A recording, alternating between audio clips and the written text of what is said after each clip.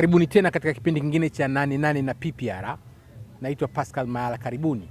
Leo tuko tena viwanja vya Mwalimu Julius Kambarage Nyerere 88 kanda ya Mashariki huko Morogoro, na nimerudi tena kwenye banda la Tume ya Taifa ya Uchaguzi. Leo kikubwa zaidi ametembelea mkurugenzi wa uchaguzi Bwana Ramadhani Kailima.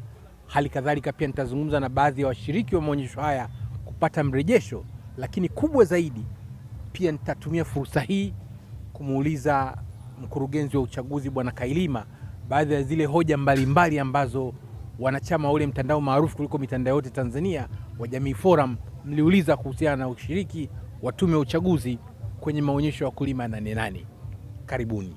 Tumeingia tena ndani ya banda hili la tume ya uchaguzi sasa, na yule ofisa wa banda atanitambulisha jina lake. Mimi naitwa Giveness Yaswile, msimamizi wa banda la Tume ya Taifa ya Uchaguzi katika viwanja hivi vya Mwalimu Julius Kambarage Nyerere maarufu kama 88 hapa Morogoro. Hebu tueleze kidogo mwitikio ukoje kwa watu kutembelea banda la tume ya uchaguzi? Kwa kweli kama unavyoona na wewe tangu umeingia katika banda hili, watu bado ni wengi, wanakuja warika tofauti kuanzia wanafunzi mpaka watu wazima. Kwa mfano watu wazima ambao wameshiriki uchaguzi tangu enzi za Mwalimu Nyerere kwenye banda hili wanafika pamoja na wanafunzi. Tuna vijana ambao ni wapiga kura watarajiwa, anakuambia yeye hajawahi kushiriki, ndio kwanza anatimiza umri wa miaka 18, lakini tuna watu ambao hawakujiandikisha hapo awali, ndio tumewaona katika maonyesho haya 88, kwa maana ya kwamba ana zaidi ya umri wa miaka 18. Anasema hii elimu ningeipata muda mrefu na mimi ningeshiriki mambo haya ya uchaguzi. Wanatuomba tu tujitahidi tuwafuate huko waliko, kwa sababu sio wote wanaoweza kufika hapa 88. Na kwa bahati leo Pasco au PPR ametembelea hapa na mkurugenzi wetu wa uchaguzi yupo. Alikuwa na majukumu mengine, lakini leo anashinda katika hili banda letu, na yeye anatusaidia kujibu hoja mbalimbali za wageni wanaotembelea, na tayari amekwisha fanya hivyo. Kama unavyoona waandishi wa habari wapo nao wanataka kumsikia yale ambayo anayo kuhusiana na maonyesho haya ya Sabasaba. Kwa hiyo karibu sana, na leo utamsikiliza, yupo. Karibu. Basi wapenzi watazamaji, kabla sijaongea na mkurugenzi wa uchaguzi Bwana Ramadhani Kailima, nitawatembeza kidogo kwenye banda la tume ya uchaguzi tukapata mrejesho wa baadhi ya wale ambao wamekuwepo kwa siku zote 7 hapa ndani. Alafu mtu wa mwisho kuzungumza naye ni mkurugenzi wa uchaguzi. Mimi naitwa Rafiki Kiravu, ni afisa mmoja kati ya ambao tuko katika ofisi ya Tume ya Taifa ya Uchaguzi. Kwa kweli tuko hapa Morogoro kwa ajili ya kutoa elimu kwa wananchi wetu namna ambavyo tume inaendesha shughuli zake. Na kazi kubwa ambayo tunafanya hapa, tunawapokea wageni wetu, tunawapa maelekezo ambayo tunahitaji wajue kuhusiana na shughuli nzima za Tume ya Taifa ya Uchaguzi. Kwa hiyo tunashukuru tangu tumeanza day 1 mpaka leo tunafika siku ya 7, tumepata washiriki wengi sana ambao wamekuja katika banda letu wakihitaji kujua namna gani tunashiriki, namna gani tunafanya shughuli zetu, na tumekuwa tukitoa maelezo mengi sana kwa wananchi hawa na wamefurahi kwa kweli. Tunashukuru sana kwa ujio wao. Tunaamini kwamba sasa watakuwa washiriki wazuri wakati tunapofika wa uchaguzi. Mimi kwa jina naitwa Veronica Molen, afisa kutoka Tume ya Taifa ya Uchaguzi. Si tupo hapa kwa ajili ya elimu ya mpiga kura. Hii ni meza yetu ya elimu ya mpiga kura, lakini pia karibu kuna afisa yuko hapa atawaeleza zaidi juu ya elimu ya mpiga kura na jinsi tulivyowapata wateja wengi ambao wamevutiwa na vipeperushi vyetu ambavyo vinaeleza majukumu mbalimbali na hatua mbalimbali za uchaguzi na elimu ya mpiga kura kwa wananchi. Jina langu naitwa Abel Mwakingwe, ni mkutubi kutoka idara ya habari na elimu ya mpiga kura. Tupo hapa Morogoro kama kawaida ya tume, tunajaribu kuwafuata watu walipo, hasa kwa ajili ya kutoa elimu ya mpiga kura ili kuweka uelewa zaidi kwa wapiga kura. Na tunashukuru Mungu kwamba zoezi hili limefanikiwa kwa kiasi kikubwa sana. Watu wengi sana wamekuwa na hamu hasa kujua masuala ya uchaguzi. Kwa kweli tumepata maswali mengi. Watu wengi walikuwa wamekuja walikuwa wana mawazo potofu negative kuhusu tume, lakini baada ya kuja hapa kuwapa elimu ya kutosha na kuwapa vipeperushi, wameondoka hapa wakiwa na sifa nzuri ya tume kuliko walivyokuja mwanzo. Maana mwanzo walikuwa wako negative, lakini baada ya kupata elimu hapa wameondoka huko wakiwa na picha nzuri ya tume. Kwa hiyo tunaamini ya kuwa hili zoezi litakuwa endelevu ili kuweka uelewa zaidi kuhusu masuala ya elimu. Yeah. Mimi naitwa Upendo Mbwambo, ni afisa wa Tume ya Taifa ya Uchaguzi. Ndio. Kwa kweli mrejesho, watu wamepokea elimu ya mpiga kura kwa wingi na watu wamefurahi sana. Na nia kubwa, wengi wanajiuliza kwa nini Tume ya Taifa ya Uchaguzi iko kwenye 88. Tume ya Taifa ya Uchaguzi, wadau wetu wakubwa ni wakulima, ndio maana tumewafuata huku.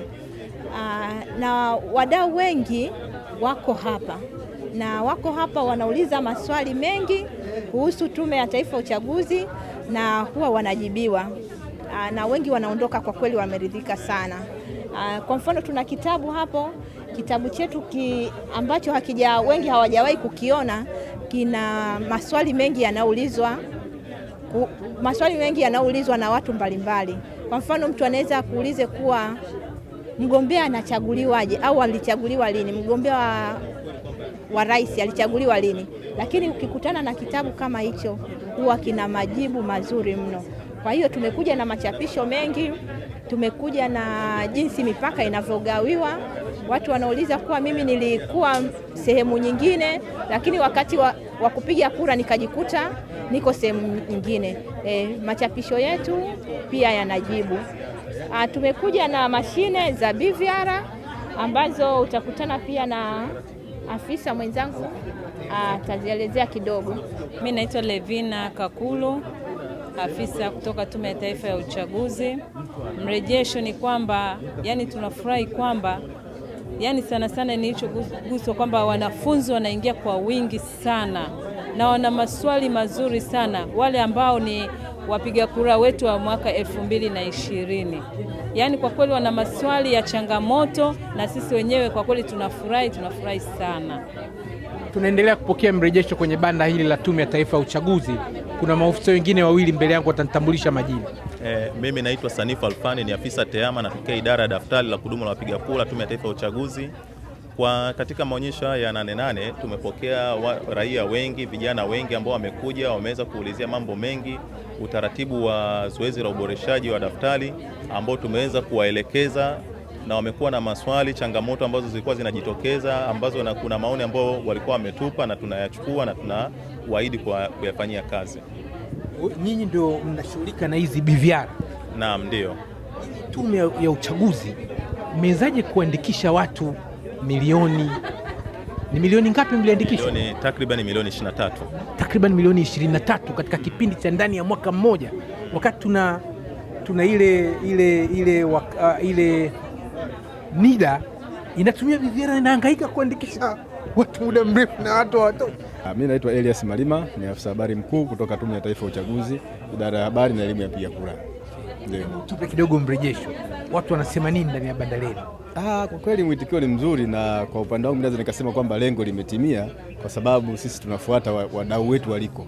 Kwa hiyo tumefika hapa na wadau wamerespondi, wamekuja kwa wingi. Labda tunitoe wito kwa wale ambao bado hawajafika eneo hili, waje. Kuna mambo mengi tu ambayo tume inawapatia, tofauti na hapo nyuma watu wanasema bwana, nyinyi tume mnakaa tu ndani, hamtaki kutoka nje. Sasa tumeamua tutoke out of the shade, wenyewe wazungu wanasema, tutoke nje, tueleze tunafanya nini, ili kusudi mtu yote yule ambaye anataka kujua shughuli zetu za kila siku aje kwenye muhusika mwenyewe, na sio apate vitu kutoka kwa watu ambao hawahusiki. Watazamaji, nimerudi tena katika lile eneo ambalo limeleta ubishani mkubwa sana kule katika mtandao wetu wa Jamii Forum, masanduku ya kura. Yaani ukitazama kura zinaonekana, masanduku yanaonekana transparent, watu wataibaje kura? Na maofisa wa Tume ya Uchaguzi watanipa kwanza mrejesho kidogo, na wataniambia watu wanasema nini wanapotembelea hapa. Mimi kwa jina naitwa Martina Magaula, ni mkuu wa kanda ya kati. Kuhusiana na mrejesho wa jinsi gani kura zinapigwa na kuondoa ule mtizamo wa watu kwamba kura zinaibiwa, ni kwamba ili zoezi la uchaguzi na hasa siku ya upigaji kura ni zoezi ambalo linatoka mbali, ni mchakato mrefu kidogo. Kwanza kabla zoezi hili halijaanza, kuna kopo na mawakala wa vyama vya siasa katika kituo cha kupigia kura. Kazi ya wale mawakala ni kulinda maslahi ya chama pamoja na mgombea. yule wakala kabla ya zoezi halijaanza atapaswa kukagua haya masanduku, na akishakagua haya masanduku kuna form namba 16 ambayo ataijaza ili aweze kuonyesha kwamba amelizika au hajalizika. Na baada ya hapo masanduku haya yatafungwa pamoja na hizi seal. Yakishafungwa basi hakuna mtu yoyote ambaye ataweza kudumbukiza kula. Na baada ya zoezi kukamilika atajaza hizo form na baadaye atajaza jina lake pamoja na kusaini katika form za matokeo. Kwa hiyo ukiangalia katika huo mchakato wote hakuna sehemu ambapo hizo kula zinaweza zikaibiwa, lakini wakala huyo huyo baada ya zoezi la kupiga kula kukamilika, yule wakala anabadilika kuwa ni wakala wa kuhesabu kula. Kwa hiyo ataruhusiwa pia kuangalia zoezi la kuhesabu kula. Na akitoka hapo moja kwa moja atasindikiza haya masanduku mpaka ngazi ya kata, kule ambako atakwenda atatangazwa mshindi wa udiwani. Na akitoka hapo tena yule wakala anakwenda mpaka ngazi ya jimbo. Akifika ngazi ya jimbo atashuhudia pia zoezi la kumtangaza mbunge. Kwa hiyo huyu wakala anashirikishwa kuanzia hatua ya mwanzo mpaka hatua ya mwisho. Sasa labda ndugu mtangazaji, hapo nikuuliza swali. Huyu wapi hapa ambapo ni kula zinaibiwa? Watazamaji, mimi ombi langu tuitendee haki tume yetu ya uchaguzi. Yaani tuitendee haki kwamba kwa mtindo tunaouona hakuna namna ya kuiba kura. Mimi nadhani nyinyi endelee na kazi yenu nzuri. Kaka, jina nani? Jina langu naitwa Habert Kiata. Habert, tupe kidogo mrejesho kwa kifupi tu. Mimi kwa kifupi, mwenzangu alishaelezea mambo mengi kuhusiana na swala la kupiga kura, ila tu hapa ni hitimisho la lengo kuu la Tume ya Taifa ya Uchaguzi kwamba kuendesha uchaguzi huru na haki. Uchaguzi huru na haki, nadhani mtu yote atakayekuja kwenye banda hili atashuhudia jinsi gani uchaguzi huru na haki unavyoendeshwa kupitia utaratibu wa mawakala wanaokaa kwenye vituo na mpaka zoezi la upigaji wa kura, na zoezi lingine ambalo ni muhimu sana la kubadilisha hichi kituo kuwa kituo cha kuhesabia kura, tofauti na chaguzi zingine ambazo zile kura zinahesabiwa kwenye sehemu nyingine. Baada ya zoezi la upigaji wa kura, mwisho wa siku zoezi kile kituo kinabadilisha, inaitwa kituo cha kuhesabu kura. Kwa maana hiyo hamna malalamisho yote ambayo yanatokea kwamba kuna kura zimeibiwa. Karibuni sana kwenye banda letu na Tume ya Uchaguzi, mshuhudie jinsi gani tunapotenda uchaguzi wa huru na haki. Na watazamaji wa kipindi hiki cha 88 na PPR, kupitia uhalali wa sanduku hizi za kura, mimi ninathibitisha kabisa bila mashaka kwamba Tume ya Taifa ya Uchaguzi ni tume huru na yale matokeo yaliyotangazwa ndio matokeo halisi, ila huwezi kuzuia watu na mapenzi ya wagombea wao moyoni.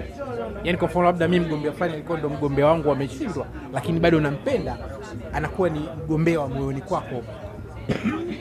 Hakuna ubaya kuwa na mgombea wa moyoni, yaani labda rais wa moyoni, yaani rais wa nchi ni John Pombe Magufuli, alafu hamna tatizo kuwa na rais wa moyoni kwako akitawala kwenye serikali ya moyoni, lakini serikali ya nchi tawaliwa na yule ambaye ameshinda kwenye uchaguzi huru na haki. Lazima tukubali, asikubali kushinda si mshindani, lakini tunaendelea kumalizia na kukamilisha kipindi cha Tume ya Taifa ya Uchaguzi. Tuna ofisa habari mmoja wa tume, atanitambulisha jina. Kwa jina naitwa Christina Njovu, ni afisa habari Tume ya Uchaguzi. Hebu tuambie katika mkakati wa utoaji habari kwenye hili banda umekwendaje? Kwa kweli mkakati kama unavyouona umeenda vizuri, na ndivyo ambavyo tulivyotarajia ndivyo inavyoendelea, kwa sababu lengo letu kubwa ni kuwafikia wananchi walio wengi, na tumekuja hapa 88 maalum ili watu waje waulize maswali yao mbalimbali ya uelewa kuhusiana na uchaguzi, kwa sababu tume tuko Dar es Salaam makao makuu. Kwa hiyo watu wengi hawajui mambo mbalimbali ya Tume ya Uchaguzi. Kwa hiyo mtu anapokuja hapa ana maoni yake, kwa hiyo anauliza, anatoa maoni yake. Mwingine ana maswali, kwa hiyo anauliza maswali yake, anajibiwa kutokana na maafisa mbalimbali wa tume katika kada zote. Tupo hapa. Kwa hiyo anahitaji mambo ya kisheria anayapata, anahitaji mambo ya elimu ya mpiga kura anayapata, anapata pia vipeperushi na machapisho mbalimbali tulioyaandaa. Kwa hiyo tunaona hali inaenda vizuri. Tuna mwanasheria, atatutambulisha jina. Naitwa Kabiemela Lushagara, ni mwanasheria wa Tume ya Uchaguzi. Kabiemela Lushagara, hebu tueleze kidogo hoja za kisheria ambazo zimeibuliwa huku ndani kwenye ushiriki wenu ni zipi hapa? Ziko nyingi, lakini moja kubwa, wananchi wengi wanauliza tume kwa nini nisipige kura sehemu tofauti nilipojiandikisha. Kwa sababu moja ama nyingine, siku ya uchaguzi ikifika nakuwa nimepata na sababu ambayo inanifanya nisiwepe eneo nililojiandikisha. sisi tunawaambia ni swala la kisheria, lakini ili iweze kuliruhusu jambo hilo, kuna masuala mengine kadhaa ndani yake ambayo pia yanaendana na hilo swala. Unapomruhusu mpiga kura ajiandikishe, apige kura sehemu nyingine tofauti anapojiandikisha, of course kuna swala la kubadilisha sheria zetu, lakini kwa kuna masuala mengine pia ambayo yanategemeana nayo, ili lazima nayo pia akae sawa ili hilo liwezekanike. Kwa sababu mpiga kura yeye anakuwa anafikiria comfortability yake kupiga kura, lakini namna ya kuwezesha hilo kufanyika ni swala la tume, na kuhakikisha bado uchaguzi unabaki na credibility ile ni swala la tume. Tunaendelea kupata mrejesho kutoka kwa baadhi ya washiriki kwenye banda hili la Tume ya Taifa ya Uchaguzi. Sasa nazungumza kupata mrejesho kidogo kwa baadhi ya wahusika kwenye banda la Tume ya Taifa ya Uchaguzi, na dada mbele yangu atanitambulisha jina. Mimi naitwa Rose Malo, ni mkuu wa sehemu ya elimu ya mpiga kura. Hebu Rose Malo, tueleze kidogo mwitikio ukoje kwenye ushiriki wa Tume ya Uchaguzi kwenye maonyesho haya? Kwa kweli ushiriki ni mzuri, tumepokea wageni mbalimbali, tumepokea wanafunzi, tumepokea watu wazima, tumepokea vijana. Kwa kweli mwitikio umekuwa mkubwa tofauti na tulivyotarajia.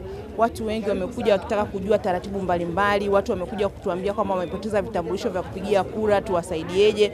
Basi tumekuwa tukiwapa maelekezo ambayo yatawasaidia, kwa kuwa hapa katika banda hili hatutoi vitambulisho kwa wale waliopoteza wala hatuandikishi. Pia hasa wanafunzi wametaka kujua taratibu za kupigia kura, taratibu za uteuzi, taratibu za kutangaza matokeo. Kwa kweli wanafunzi wametuonesha mwitikio mkubwa sana sana sana, kwa sababu wengi wamejifunza na wengi wamekuwa kitoka hapa wakielewa, na wengine wametoa shuhuda kwamba sasa hivi wanaona mitihani yao ya uraia watapasi vizuri, kwa kuwa wameelewa taratibu nyingi sana za uchaguzi zinazoendesha hii nchi. Na maofisa wengine wawili watanitambulisha majina.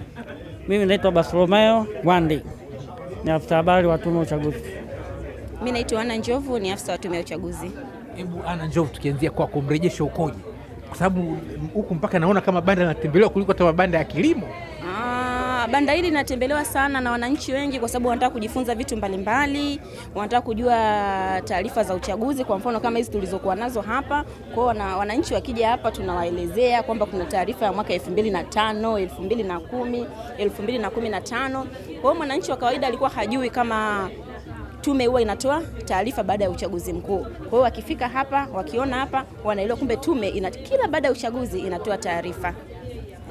Watu wanasema vizuri sana kuhusu tume, kwamba yale dhana ambazo walikuwa nafikiria tofauti kabisa kuhusu tume, naona sasa hapa ndio penyewe wameshapata taarifa sahihi na muhimu sana. Kwa mfano walikuwa na dhana potofu hasa uchaguzi uliopita kwamba tume imechakachua matokeo, imebadilisha, lakini baada ya kuja hapa walipata kila kitu na wameridhika kwamba kweli tume haijachakachua matokeo. Na ndio maana wameona hapa kuna wataalamu wako hapa, kuna maboksi ya kura hapa, kuna pia wanasheria wako hapa, kuna vitabu viko hapa, tumewagawiwa, wamesoma na maelezo mengi, na hata pia mwenyekiti amekuja hapa amezungumza, na hata pia mkurugenzi pia amefafanua mambo mengi. Kwa ina maana kwamba tume sasa hivi inafanya vizuri na watu wameelewa. Tume ya Taifa ya Uchaguzi imekuja na kikosi kazi kikubwa sana hapa ndani, na hawa ni baadhi ya wajumbe wengine wa kikosi kazi hicho. Hapa sasa nitasikia tu majina yenu. Naitwa Edward Mwakajinga. Naitwa Renatus Bagashe toka Tume ya Taifa ya Uchaguzi. Tumekuja kwa ajili ya kushiriki maonyesho ya 88 kwa vile wapiga kura wetu ndo wadau wenyewe wa mashirikiano. Kwa hiyo na sisi tunaona ni bora tushiriki ili tuweze kutoa elimu zaidi kwa wapiga kura waweze kufahamu vizuri masuala mazima ya uchaguzi kwa ujumla. Lakini na tumefurahi, tumepata mwitikio mkubwa sana. Mimi kwa jina naitwa Abel John, natoka idara ya elimu ya mpiga kura. Kimsingi tumekuja hapa kuendelea kuhamasisha na kuelimisha wananchi ili waweze kuwa wanajitokeza kwa wingi katika mchakato wa uchaguzi. Tukumbuke kwamba mtaani kuna dhana potofu kwamba tume ya uchaguzi imekuwa ikiwepo tu wakati wa uchaguzi, lakini tunasema kwamba zoezi la uchaguzi ni mchakato ambao unaanza kabla ya uchaguzi, baada ya uchaguzi, wakati wa uchaguzi na baada ya uchaguzi. Kwa hiyo tuko katika kuelimisha ili tuhakikishe kwamba wananchi wanapata ufahamu kuhusu masuala haya. Asante. Mimi naitwa Moshi Makuka, niko Tume ya Taifa ya Uchaguzi upande wa library, lakini Tume ya Taifa ya Uchaguzi imeanza kujitoa kwenye maonyesho mbalimbali. Tumeanza 77, sasa tuko kwenye 88. Lengo kubwa ni kukaribia wadau wa uchaguzi inawezekana kuna maoni mbalimbali wanataka kuishauri tume au kuna changamoto ambazo zimejitokeza katika uchaguzi uliopita, basi tume sasa hivi imejitoa ili hizo changamoto ziweze kuzipata na kuzifanyia kazi katika uchaguzi unaofuata mwaka 2020. Watazamaji, tukiwa bado ndani ya banda hili la Tume ya Taifa ya Uchaguzi hapa Morogoro, wananchi wamejitokeza kwa wingi mno kuja kutembelea banda la Tume ya Uchaguzi. Mmoja wapo ni huyu mwananchi ambaye namuona. Bwana, unaitwa nani? Mimi naitwa Gervasi Joseph Senge. Hebu tueleze kidogo, umeona nini kwenye banda la Tume ya Taifa ya Uchaguzi? Naona mambo mengi sana. Kuna sehemu ya kupigia kura na kuna sehemu ya kupa mawazo ukitaka udiwani au mwenyekiti. Una historia tofauti kidogo na wadau wengine ambao wanakuja kutembelea katika banda letu, kwa sababu umeshiriki chaguzi tangu zile za mwanzo mpaka za sasa hivi. Nashukuru. Naomba nikukabidhi zawadi. Asante. Nashukuru sana ndugu zangu. Labda kwanza unajisikiaje kupokea zawadi hapa? Nashukuru sana ndugu zangu kwa kunipa zawadi kama hii, na mimi naomba muendelee na kazi vizuri. Basi watazamaji, jamani, kumbe kutembelea banda la Tume ya Uchaguzi hapa Morogoro pia kuna faida hivi.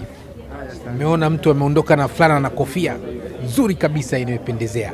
Na mwananchi mwingine atanitambulisha jina. Mimi naitwa Lucy Beme. Hebu Lucy, niambie kidogo, unafanya nini kwenye banda la Tume ya Uchaguzi au umekuja kuona nini? Kwa kweli nimekuja kujionea mwenyewe mambo yanayoendelea nchini kwetu kwenye Tume ya Uchaguzi. Wewe ni mpiga kura? Kabisa, niko hai. Umepiga kura uchaguzi gani na uchaguzi gani? Kuanzia wa Mheshimiwa Mwalimu Nyerere mpaka sasa hivi. Samaki, umepiga kura tangu za Nyerere? Ulitakiwa uwe mzee sana, sasa hivi mbona unaonekana kama kijana sana? Nini siri kuonekana vizuri kama kijana? Kujitunza.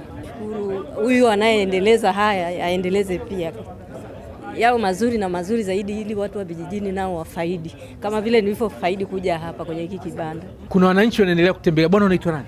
Mimi naitwa Ferdinand Mgemuzi, ni mkulima kutoka wilaya ya Mkuranga. Umeona nini hapa kwenye banda la Tume? Banda hili nimeona mambo mengi mazuri na jinsi wanavyojitahidi kuelimisha umma. Kwa mfano, nimeuliza swali kuhusu kwa mfano watu ambao wana matatizo ya macho, wakati jinsi wanavyokuwa wanataka kutumbukiza kura katika masanduku. Kwa mfano, mtu anaweza kukosea baada ya kutumbukiza kwenye kura ya mbunge, baada ya kutumbukiza kwenye sanduku la mbunge akatumbukiza kwenye sanduku la rais, na rais akatumbukiza kwenye sanduku la mbunge. Nimekauliza inakuwaje huko mbele ya safari, hiyo kura inakuwa inahesabika namna gani au inatupwa kapuni?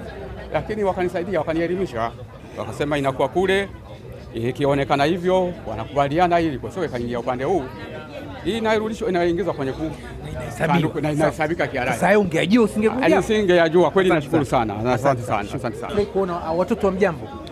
Majina yenu mnaitwa nani? Naitwa Irene. Shule gani? Yule Malaika. Langapi? Form 2. Taja jina lako, tunakutaja darasa lako. Helen Edward Form 2. Winifrida Ernest Form 2. Honest Agneri Form 2. Lydia Mbalachi Form 2. Neema Lidi Form 3. Hebu tuelezeni kidogo tu, mmevutiwa na nini mkaja kwenye banda la Tume ya Taifa ya Uchaguzi? Tukianza na udada wa Form 3. Mimi nilichovutiwa kuja katika banda hili, cha kwanza ili nijue viongozi wazuri katika nchi yetu wanachaguliwa kivipi, na pia nimejua mengi sana katika changamoto wanazozipata katika tume, na pia nimejua viongozi wazuri watakaokuja kuchaguliwa baadaye wanazazaje jinsi ya kuchaguliwa. Mtazamaji, ukitazama tu machoni hapo division 1 kali inaonekana, haina mashaka. Jamani, nyinyi wengine mna la kuongezea, nyinyi wadada wa Form 2? Mimi nimejifunza yale mambo ya muhimu, vile vitu vya msingi kwa ajili ya mpiga kura, yaani jinsi ya kile kitambulisho cha mpiga kura jinsi ambavyo kinatengenezwa na hatua za kufuata katika uchaguzi wa marais na viongozi wengine. Nyingine hiyo haina hata mashaka. Jamani, banda la Tume ya Uchaguzi limekuwa likitembelewa karibu kuliko hata mabanda yenyewe ya kilimo kwenye nane hii hapa mjini Morogoro. Na baada ya kutembelea banda la Tume ya Uchaguzi kupokea mrejesho, tunakuja sasa kuzungumza na mkurugenzi wa uchaguzi Bwana Ramadhani Kailima. Labda Bwana Kailima, tueleze kidogo tu, kwa sababu wewe pia ndio tunapata nafasi ya kuzungumza na wewe kwa mara ya kwanza. Ulikuwa una lipi la kusema kuhusiana na ushiriki wa Tume ya Taifa ya Uchaguzi kwenye maonyesho haya nane? Labda niseme Tume ya Taifa ya Uchaguzi sasa nitumie tu watu wa sema tume tunatoka sasa. Yaani unajua Bwana Mayala, watu wewe wanajua unafanya kazi gani. Kwa watu hawawezi kupa kazi nyingine zaidi ya hiyo. Tume ya Taifa ya Uchaguzi ilikuwa hatuonekane mpaka baada ya uchaguzi. Watu walikuwa wanajiuliza hawa jamaa, ndio hata ile kwa wananchi kwa wanatushangaa. Sasa tunataka tutoke sasa, na ukisoma kifungu namba 4 C cha sheria ya Taifa ya Uchaguzi sura 343 kinasema Tume ya Taifa ya Uchaguzi itakuwa na wajibu wa kutoa elimu ya mpiga kura, kusimamia na kuratibu asasi, taasisi na watu binafsi wanaotoa elimu ya mpiga kura. Haikusema lini. Na katika majukumu yetu kuna vipindi vitatu vya utekelezaji majukumu ya tume. Kuna kabla ya uchaguzi, baada ya uchaguzi na wakati wa uchaguzi. Vipindi vyote vinatakiwa tutoe elimu ya mpiga kura. Kwa hiyo ndo tunakuja kutekeleza hicho kifungu sasa. Tunatoa elimu ya mpiga kura, kueleza wananchi tume ni nani, ikoje, inafanyaje kazi na taratibu nzima, kupokea maoni yao, kutoa fafanuzi katika yale ambayo tunataka tutoe fafanuzi, na kuchukua maoni na kwenda kuyafanyia kazi. Na labda umepokea mrejesho sasa, ushiriki wenu umekuwa na maana gani na uwepo wenu hapa Morogoro kwenye 88? Moja ni kwamba tumewafikia wananchi wengi. Mpaka leo hii tarehe 7 tumeshapokea wananchi 600. Nadhani kuna mabanda mengine hajawahi kupokea wananchi kama hao 600, lakini tumeshatembelewa na shule 10 za msingi na sekondari. Na hao nadhani ndio wapiga kura wajao. Lakini pili, tumetoa elimu watu mpaka wamefurahi. Tume ikoje, tumezungumza utaratibu wa ugawaji majimbo tumetaka kuyajua, utaratibu wa kupiga kura, kujiandikisha, na kwani tukatoa elimu ya mpiga kura. Kwa mrejesho ni kwamba umekuwa wa kiwango kikubwa sana ambavyo hatukutegemea. Sabasaba pale tulipata watu, lakini hapa tumepata watu wengi zaidi. Na lengo letu sisi ni kwenda popote pale palipokuwa na watu. Kwa mrejesho ni kwamba tunashukuru, lakini hata vyombo vya habari kama wao wamekuja hapa, umetusaidia sana. Watu wamefuatilia sana vipindi vyetu, kwa mfano kipindi cha Channel 10 kilichotoka juzi na kipindi cha jana kilichotoka usiku cha ITV. Imesaidia sana. Kwa mrejesho ni kwamba wananchi wamepokea kwa kiwango kikubwa, wanaanza kuielewa tume. Ule wasiwasi wa tume kwamba hakuna kinachofanya baada ya uchaguzi mkuu, watu wanaanza kuondoa. Kumbe tume na majukumu mengi tu ya kufanya.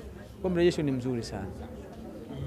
Sasa nina baadhi ya maswali kidogo kutoka kwenye baadhi ya mijadala.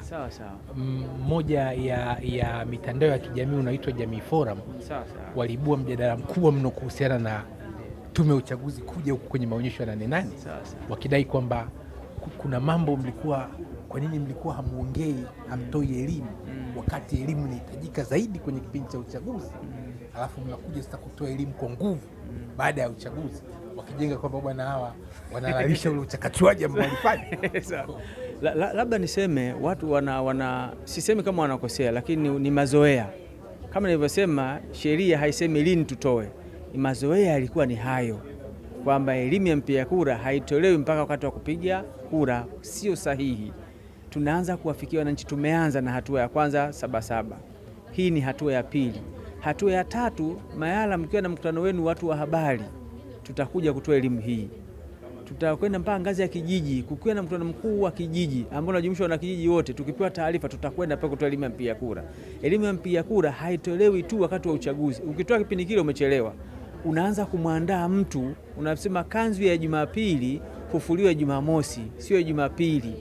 Na kanzu ya Ijumaa hufuliwa Alhamisi. Tunaanza kufua kanzu sasa ya 2020 leo. Tunakwenda mpaka tufika 2020 tayari watu wameelewa. Maswali yao tumeyajibu.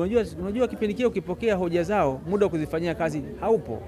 Lakini leo hii ukipokea hoja zao zinazoweza kufanyia kazi, unazifanyia kazi. Kwa mfano, watu wamesema kwamba changamoto yetu kubwa ni nini moja hapo. Kama changamoto yetu kubwa sisi ni upatikanaji wa fedha. Wakatoa maoni wananchi. Tukaiambia serikali, jamani wananchi, na sisi tunaona tukianzisha mfuko wa uchaguzi ambao mko mnaweka shilingi 2 pale rais, yani serikali ikifika wakati wa uboreshaji tunachukua tu pesa tunaweka pale. Mheshimiwa Rais amekubali hilo. Kwa hiyo tungesubiri 2020 tupate hiyo kazi. Maoni ya wananchi yametusababisha tufike hapa tulipofikia. Kwa hiyo tutakwenda hapa, tunatoa maoni, tunapokea na tunatoa ufafanuzi kama elimu ya mpiga kura. Elimu ya mpiga kura haijalishi lini. Mazoea sasa tusiyafanye kama mazoea. Tuiangalie sheria ya Taifa ya Uchaguzi, kifungu namba 4C kinasema jukumu letu elimu ya mpiga kura katika mwaka mzima wa kalenda. Na lingine ambalo pia kule waliuliza yani kuna watu ambao wanaamini kwamba tume ya uchaguzi ilichakachua kuipendelea CCM na wakasema pamoja na mawakala lakini baadhi ya vyama vilitengeneza tallying center zao wenyewe ikiweko chama cha demokrasia na maendeleo na Legal and Human Rights Center. Wakasema zile tallying center zilivyoenda kuvamiwa zikachikwa zilikuwa na kosa gani kama kulikuwa hamna manuva yanayofanywa na tallying center ya NEC? Kwa mujibu wa sheria ya taifa ya uchaguzi sura 43 na kwa mujibu wa katiba, tume ya taifa ya uchaguzi ndio yenye mamlaka pekee ya kujumlisha na kutangaza matokeo. Ndio mamlaka pekee. Unapowewe chukua matokeo yako uwe nayo wewe mwenyewe, usiyatangaze. Unapotaka kuyatangaza sio lazima utoke nje. Unapotumbukiza kwa mtandao wa Jamii Forum au whatever, umeyatangaza pale tayari. Kwa ni kosa. Kwa walichokamatiwa wao ni hii kosa ni hilo. Sio kujumlisha na kukaa nayo matokeo. Haikuwa kosa. Ndio maana kwenye kituo pale kulikuwa na mawakala wao, tukawapa form namba 21A matokeo ya rais na tukabandika nje kwa mara ya kwanza katika nchi hii. Matokeo ya rais kwa ngazi ya kituo yalikuwa hajawahi kubandikwa tokea Tanganyika imeanzishwa mpaka imekuja Tanzania. Mwaka jana tumefanya hicho kitu. Tumebandika pale ili kila ambaye anadhani ana wasiwasi ajumlishe, si tukija tukiyatoa ajumlishe na kwake aseme tume nyinyi hapana. Pili, kwenye ngazi ile ya jimbo, form namba 24A matokeo ya kura za rais, kila wakala alisaini na akapewa na tukabandika nje ili yeyote anayetaka ajumlishe kule nje, sio lazima uende kwa wakala wa chama. Tumetangaza matokeo, hakuna hata mmoja aliyesema yale matokeo ya jimbo la Kibondo yale sio sahihi, fomu yetu hii na usahihi. Kwa hakuna uchakachuaji. Mimi ninachotaka tu ni kusema kwamba hebu tuwe unajua wakati mwingine ukisema umeshindwa, askari mzuri ni yule anayepigana akiona ameshindwa anakimbia na kujipanga upya afa na ule vitani, sio anabaki analalamika. Kwa hiyo hatukufanya uchakachuaji huo, wala hakuna uchakachuaji. Ndio maana hakuna, unajua hao wanalalamika na mabingwa wa mitandao. Wewe juzi nimeona umeposti pale kwenye Jamii Forum. Fomu umeshaona kuna fomu yetu imekuwa posted pale kwenye Jamii Forum. Hakuna, kwa sababu kilikuwa ni hali halisi. Ukishindwa, kubali kushindwa, ujipange, uende ukapambane next time. Asante. Watazamaji, kwa ujumbe huo mzuri sana wa mkurugenzi wa uchaguzi Bwana Ramadhan Kailima kuhusiana na Tume ya Taifa ya Uchaguzi kutenda haki, mimi mwenyewe kama mtangazaji wa kipindi hiki nakiri kukubaliana kabisa na msimamo wa tume na ule mtandao wetu wa Jamii Forum ambao tunabisha mno. Najua lengo la kubisha ni ule yale mapenzi kwa mgombea wenu, lakini kusema kweli ameshindwa kihalali.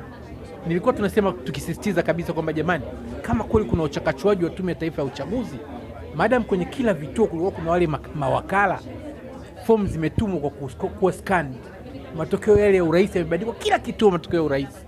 Kwa hiyo yule mgombea wenu ambaye mnaamini ameshinda kwenye urais, jumlisheni basi kura zake kwenye vituo vyote, alafu leteni ile jumla ya kura zake mgombea wenu, alafu na yule mgombea aliyeshinda litangazwa na NEC, alafu muonyeshe kwamba jamani, kura halali ni hizi, sasa kura hizi zimeibiwa.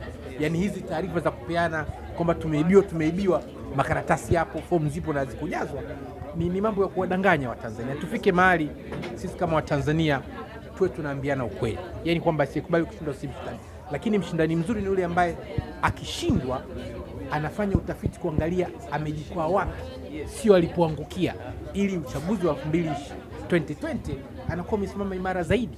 Kwa hiyo nyinyi msiendelee kudanganywa kwamba fulani alishinda akanyang'anywa ushindi. Tume imefanya haki kabisa. Na tumefikia mwisho wa kipindi hiki cha 88 na PPR kwa Tume ya Uchaguzi. Tukutane tena utakapotokea maonyesho mengine. Asanteni na kwaheri.